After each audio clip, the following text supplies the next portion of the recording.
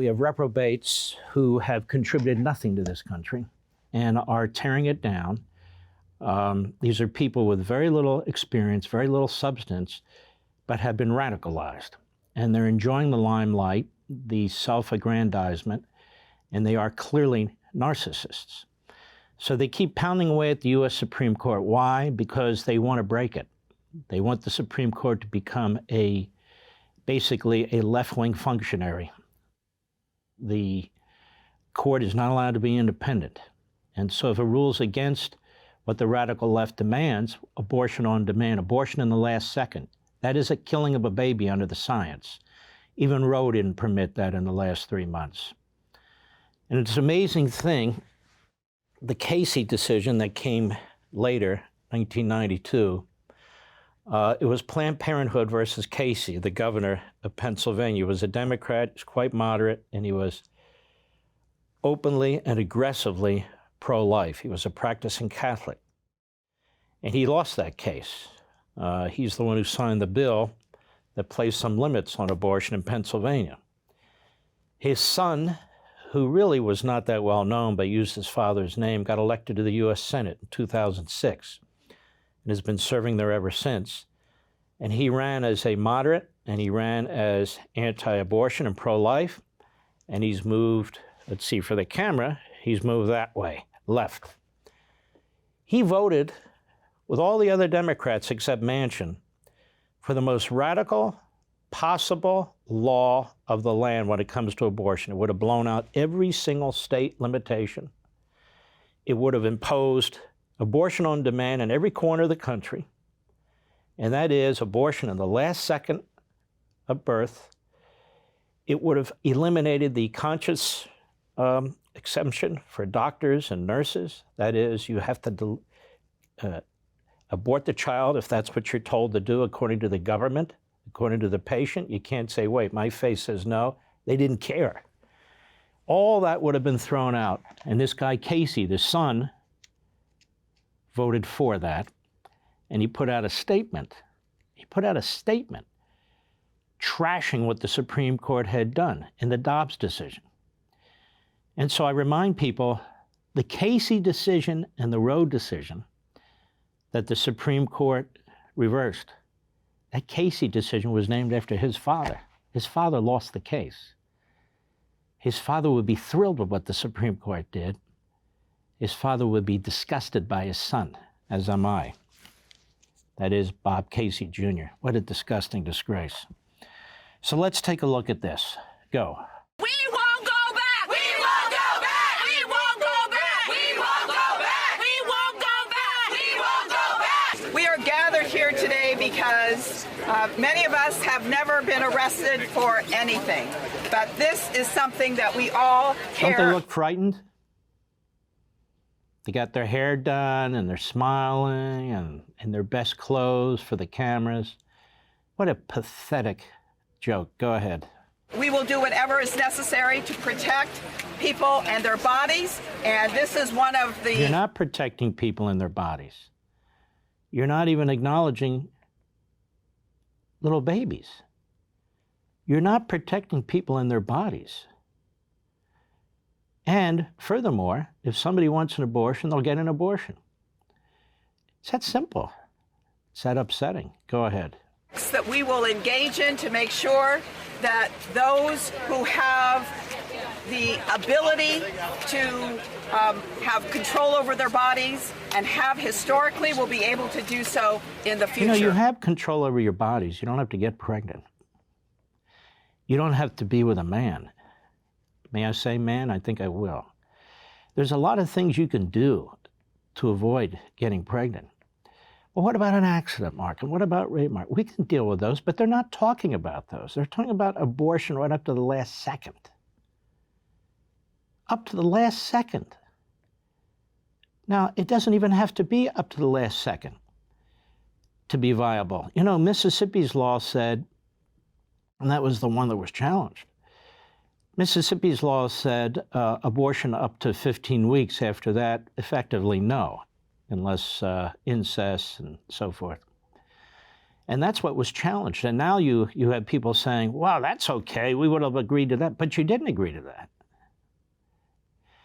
Now, we still have the most radical abortion laws in the world in places like Colorado, California, New York, New Jersey, and others, which have abortion on demand, meaning you want an abortion, get an abortion, no questions asked. For the radicals, for the Marxists here, they claim that unless you can have abortion right up to the last second, you are controlling their bodies. Ladies and gentlemen, there's two bodies involved here. And the one that hasn't been born yet, they can't speak for themselves. They can't march arm in arm. They can't file briefs. They can't do anything. I want you to think about what it means to abort a virtually fully grown baby in the last month, the last week, the last day, the last minute before birth. I want you to think of what that looks like. They have to kill it in the womb. If they deliver the baby and kill it, it's murder. If the body remains inside the womb, it's not murder. It's the same baby. And that baby feels the excruciating pain of pushing a huge needle into its brain through the soft spot on the top of its head, a syringe. The baby feels it as much as it would feel it outside the womb. And when that syringe is drawn and the brains are removed from the baby's head, you think that's a choice? You think that's humane? I think it's disgusting. The vast majority of the American people oppose that. Where do the Democrats stand? They support it. 49 Democrats voted for that in the Senate of 50. Every Republican voted against it. Even the weak links in the Republican Party said, no, we can't do that. Huge percentage of the American people oppose this. So we really ought to discuss the terms we're talking about. Abortion is a very broad term. It's a very broad term. And for what reason would you abort a baby that late in the pregnancy? It's just appalling. Go ahead. Now look at this. It's a celebration. A celebration of a protest against the Supreme Court and for abortion. Why would you celebrate abortion? Remember when they said, let's make it rare and infrequent? Do you ever hear that phrase anymore, rare and infrequent? Just watch this. Go ahead.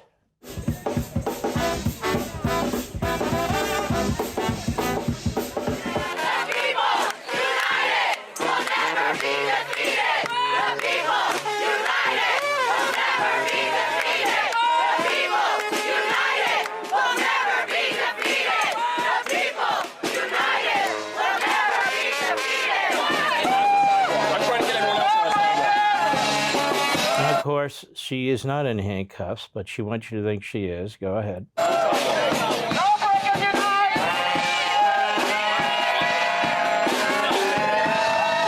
Oops, she forgot. Minnesota Congresswoman Ilhan Omar is one of more than a dozen Democratic lawmakers arrested in Washington today. They were taking part in an abortion rights protest in front of the Supreme Court. And just listen how the media plays along with the language, all that. An abortion rights protest. An abortion rights protest. A choice protest. A woman's body protest. There's an awful lot of women who don't agree with these people. An awful lot. And by the way, also notice the language and how schizophrenic these people are. Now we can talk about women's rights and women and women and women. Well, now we have somebody on the Supreme Court who wouldn't define a woman. She needed an expert to help her. But the whole thing is insanity. Go ahead. We speak with Omar about it in just a moment. But first, Natalie Brand shows us how the arrests come as members of the House are set to vote on a bill that would protect same-sex marriage and interracial marriage. Now stop there. They're voting on a bill to protect gay marriage and interracial marriage? Those aren't being threatened. Sam Alito in his majority decision explicitly said so. We're not addressing the so-called privacy issue. We're not addressing marriage, same-sex or interracial of any kind. So the Democrats are going to pass a bill to protect same-sex marriage and interracial marriage? Why? Is that under threat? No, it's not under threat. Now, the issue of same-sex marriage should have been decided by the states too. But just to show you how moderate, even more liberal this court was in its decision, it wouldn't even go there. It wouldn't even go there. Remember when Barack Obama was campaigning, I think it was 2008, said he opposed same-sex marriage? It's only 14 years ago. He opposed same-sex marriage. But the court imposed it all over the country. It doesn't have the power to do that either, but it did it. And you know what this so-called right-wing court did? It said, we're not touching that precedent. We're not touching that decision. Pretty amazing. Interracial, nobody's brought up interracial. Had a decision a long time ago out of Virginia that said it's a violation of the Equal Protection Clause, the 14th Amendment and the 5th Amendment, frankly, to prevent people of different races, backgrounds, nationalities, whatever, from getting married. There's no threat there. And so they're doing this for show. They do not want to engage on the realities of what this court did, which left it to the states, which left it to the legislatures and the people of the states. They do not want to engage in the fact that anybody who actually wants an abortion, even in the last second, can get it.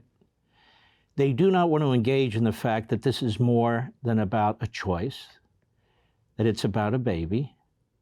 They don't want to have real serious discussions. When does life begin? And are you free to end it at any point? None of that. Want to see more Mark Levin? Go to LevinTV.com and subscribe now.